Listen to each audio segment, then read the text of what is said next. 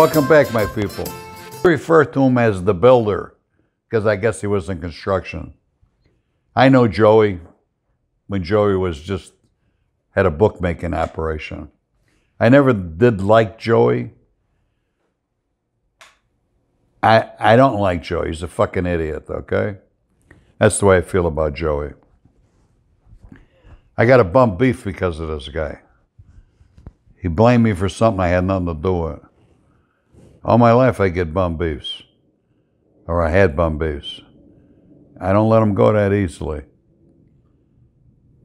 If it were up to me at the time that I got this bum beef after all this shit went down, I'd have killed him. But Joe Gagliano, who was the boss, stopped me from doing it. And I'll explain that story to you. Joey Ange, I would call him Joey Ange back then. He was partners with Johnny DeFranzo, nicknamed Johnny No-Nos, and another guy by the name of Butchie and a couple other guys. They were crooks, just crooks, crashing windows. They did the same thing we all done. You got to start somewhere. So anybody that ever said, well, he was only a jewel thief. What do you think I started? With a cross in my hand? You got to start somewhere to make your bones. So anyway, I never talked to him that much. So him and this Johnny DeFranzo opened up a disco in Elmwood Park. So everybody used to go there. You spend money in people's places, you know. Jack Cerrone went there. Everybody went there. All the gangsters. And all the crooks. So one night I go in there, and I'm sitting at the other end of the bar. I'm not with my partner, the guy I used to steal with. His name was Mike Switek. We used to call him Bushelhead because he had a big head. Good thief. So I'm in there alone. And Joey walks up to me, this Andriacchi guy. Very seldom talk to me. And he says, could I talk to you outside? And I said, yeah, I never expected what was going to happen. So I walked outside with him in the parking lot. And I didn't know who he was dating at the time. He was dating this lady by the name of Judy. I don't want to say her last name. This woman eventually wound up marrying Joe Ferriola, who wound up being a boss in the Chicago outfit. But before she was dating Joey Andriacchi, she was dating the guy I used to steal with by the name of Phil Polito. So when Phil and her broke up, I guess she moved on to Joey Andriacchi. And Mike Switek, she was a beautiful woman. And Mike Switek always, he had a way, he used to like bust these balls, you know, tease these girls. So evidently he said something to her, and I don't know what he said. So I go outside with this Joey Andriacchi, and what's up, Joe? And he throws a punch at me. And I thought, what? And I moved. When he throws the punch, I cuff his arm with my one arm, grab him by his neck, and swing him around in a circle. And as he's going down his head, it's the bumper of a car. There was a car lot right next to the tavern. So I straddle him. I said, what's the matter with you? Why did you just try to hit me? You know what you said to me? What's the matter with you? I said, what are you talking about? So I slapped him 3-4 times. Then his crew comes out of the tavern. And they're pulling me off of him. But as they're pulling me off of him, they're hitting me. Now, like I said, these guys weren't associates. They were just people I know. Slightly. So I'm fighting 3-4 guys. You can't beat 3-4 guys. I don't care if you know karate. So I'm fighting 3-4 guys. One guy grabs my legs, pulls my legs off from underneath me. I'm hanging on the parking meter. I slide down. The only thing I got in my mind is get my head out of the way so I don't get kicked in the head. So the fight ends. Somebody breaks it up finally. I go home. They get a gun. I'm going to come back and kill these guys because I got beat up for nothing. I still couldn't put two to two together. I come back. When I went into the tavern, there was nobody there.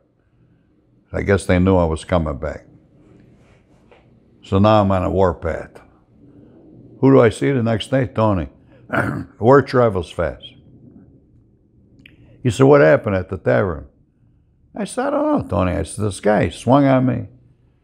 I said, I want to break his, I want to kill him. I want to beat him up. I want to do this. I want to do that. Tony says, you can't do it. I said, what do you mean I can't do it? You're not going to come with me? He says, the guy works for Joe Gags.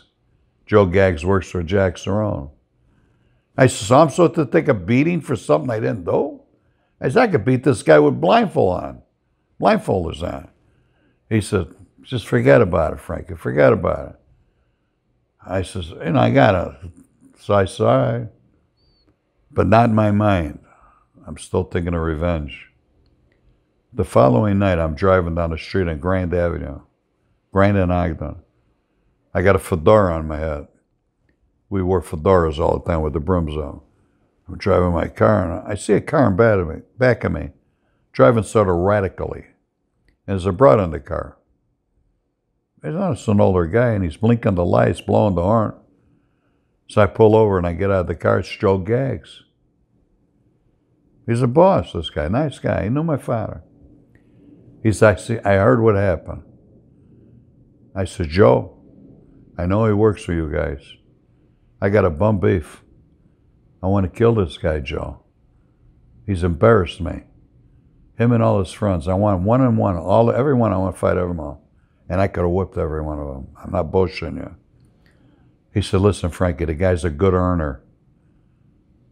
Forget about it. He said, I guarantee you, him or his crew won't even look at you. If you walk in a place, they'll walk out. Leave it alone. They bring a lot of money in for us guys. And I tried to press him. He says, listen to me now. I know you're innocent. We know who the guy was that told that Judy girl. That's over with now. I said, all right, Joe. I grabbed Mikey the next day. I says, you big-headed son of a bitch, you got me in trouble again. That's the third time you got me in trouble, Mikey. He said, I was just joking with the broad. I didn't think she was going to tell this guy. So from that day on, Joey Andriacchi and Frank Cullotta never talk. Till right now, never talk. Do I think about him? Every day. Every day. It was a bum beef. And there's no way in God's name is he, or the other guys that were with him, they're all dead now. He's still alive, I heard. Good with me. That's what I know about him. I know the guy earned a lot of money for the outfit. Do I think he was a boss? Fuck no. Did I ever respect him as a boss? No. Did I respect him if he ever became a boss after all the bosses died? This guy's a pussy. He probably run in the corner. He had enough money. He don't want to go to jail. That's what I think of Joey Andriacchi. That's the only Joey Andriacchi I know. I know his brothers. He had a couple of brothers. Nice guys, legitimate guys. I think he had two brothers. I think one name was Dominic. I'm not sure. I can't remember. It's a long time ago. But they were nice, legitimate guys. Joey, tough guy with gang. Tough guy with a crew. That's what he was. Tough guy with a crew. He did that, tried to sucker punch me on his territory. And he looked like a fool. And I think about that all the time. And I remember everybody that stood on the side that I knew that didn't come over there and try to break it up. They'll let these guys do that. And every one of them turned out to be real pussies in the end. Pussies.